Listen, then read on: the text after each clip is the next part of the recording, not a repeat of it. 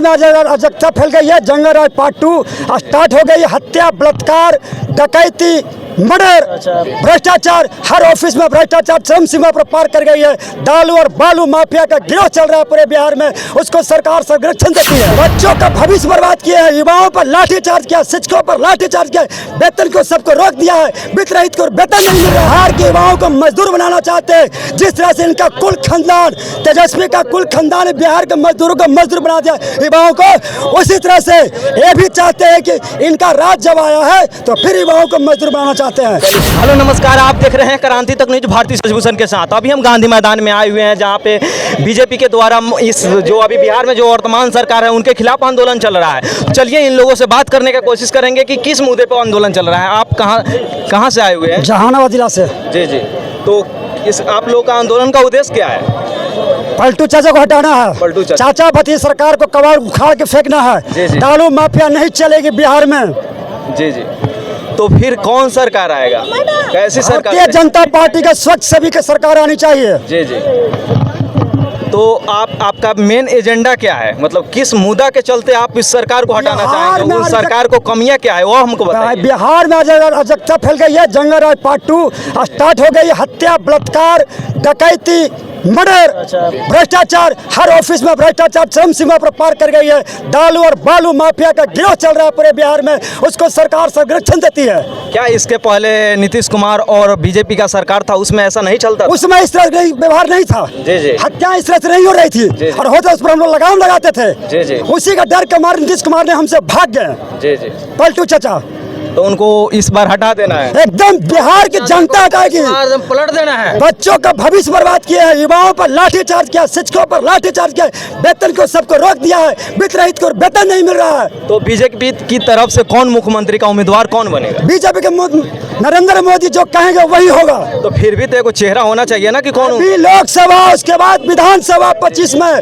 पहले लोकसभा की हम लोग तैयारी करें, उसके बाद विधानसभा की तैयारी करेंगे। और बिहार की जनता, मजदूर यहाँ से, युवा वर्ग यहाँ से बिहार नीतीश कुमार पलटू के चचा को उखाड़ फेंकेगी। और महागठबंधन के बारे में एगो नीतीश कुमार ही नहीं है, और कोई है उनके बारे में तेजस्वी यादव जो शिक्षा मंत्री है, बिहार के शिक्षाओं छात्रों पर इतना लाठीचार्ज हो रहा है, तो उस पर क्या बोलना चाहिए? वो चरवाहा विद्यालय से पढ़ के प्रोफेसर चंद्रशेखर, जी जी, उनमें कोई ज्ञान नहीं है। उनको बच्चों को भविष्य देखना था, न कि वो रामचरितमानस पर टिप्पणी करते। जी जी, उनको देखना था तो भविष्य देखे, बाल बच्चों के स्कूल देखे, कॉलेज को निरीक्षण करे। जी जी, ये नहीं कि वो रामचरितमानस पर टिप्पणी करे, उनकी वो हैसियत नहीं है। इतना तक बोलते हैं कि बिहार के शिक्षक मतलब छात्रों में प्रतिभा की कमी है कि दूसरे जगह के छात्रों को बुलाकर नौकरी रहे हैं। बिहार के युवाओं के साथ धोखा कर रहे हैं, बिहार के युवाओं को मजदूर बनाना चाहते हैं। जिस तरह से इनका कुल खानदान, तेजस्वी का कुल खानदान बिहार के मजदूरों को मजदूर बना दिया युवाओं को, उसी तरह से ये भी चाहते हैं कि इनका राज जब आया है तो फिर युवाओं को मजदूर बनाना चाहते हैं। चलिए आप अपना पक्ष रखिए, आप इसलिए। मुर्दाबाद मुर्दाबाद मुर्दाबाद। मैं जहानाबाद जिला से आया हूँ। नीतीश कुमार मुर्दाबाद।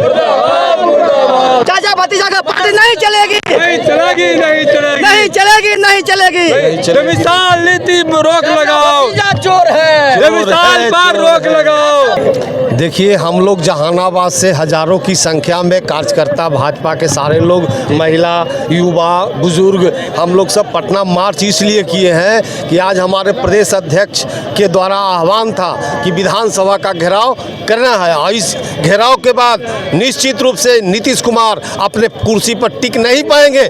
ये गठबंधन की जो सरकार है, फिर ऐसा भी होगा कि अगर महागठबंधन से नीतीश कुमार पलटी मारते हैं तो उसको फिर भाजपा अपना ले। भाजपा अपनाएगी नहीं, लेकिन सवाल है कि हमको अब गद्दी पर स्वयं बैठना है। पहला मुद्दा मेरा है कि भाजपा का ही मुख्यमंत्री होगा, और देश के विकास में, देश के बिहार में जो अराजकता था, जब भाजपा और जदयू का गठबंधन हुआ था, तो भाजपा के नेता और कार्यकर्ताओं के बदौलत बिहार में जो आमूलचूल परिवर्तन आया, जिसको आम जनता इसको एहसास कर रही है, देख रही है। जब जब भाजपा को अलग होती है, तब तब ये सरकार बेलगाम हो जाती है, अपराध की संख्या लगातार बढ़ती है, हत्या तो कहना नहीं है, प्रतिदिन एक नहीं सैकड़ों हत्याएं जो हम लोग न्यूज़पेपर के माध्यम से जानते हैं। तो ऐसा सरकार अब हम लोग को नहीं चाहिए।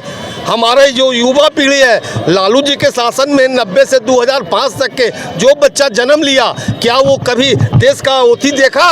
वो अराजकता देखा और उसी के मानसिकता में वो बह गया।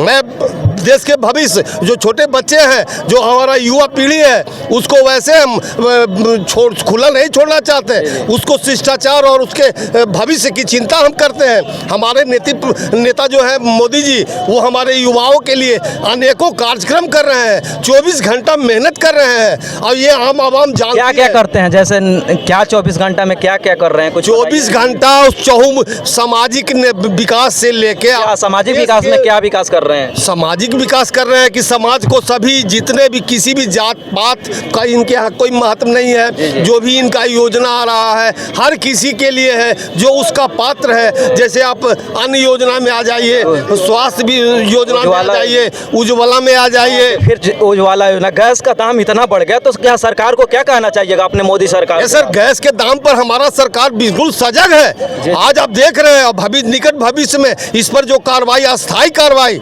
मेरी सरकार जो है किसी समस्या का अस्थायी समाधान करती है, टेम्पोररी नहीं। जी, अगर आप गांव से आते होंगे तो आपको पता होगा कि कितने लोग पैसे के चलते गैस तक नहीं लेता है। उसके बारे में क्या सोचिए? गांव से सच्चाई है कि हम लोग सर्वे करते हैं, कार्यकर्ता है, हम गांव से बिलोंग करते हैं, हमको पता है। गांव से जाते हैं, हर घर पर जाते हैं, तो जो जिस ढंग का बवंडर उड़ाया जाता है, सच्चाई है महंगा हो गया है, लेकिन आज भी लकड़ी और कोयला से सस्ता पड़ रहा है। इस पर निश्चित रूप से बहुत जल्द रेट बहुत कम ने जा रहा है। इसके लिए हमारी केंद्र सरकार निरंतर इस पर काम कर रही है। समझ गए ना? इसका विकल्प खोज रही है, इसके ईंधन का विकल्प भी निकाल रही है कि सौर ऊर्जा से भी हमारे घर के लोग खाना आराम से बना सकते हैं। लेकिन समय 9 साल के कार्यकाल में जितना उपलब्धि हम आपको गिना नहीं सकते हैं अभी यहाँ पर, इसलिए कि हमारे मोदी जी के द्वारा इन 9 साल में कम समय में जितना ज़्यादा कार्य किए हैं, हम नहीं समझते हैं कि अभी तक कोई प्रधानमंत्री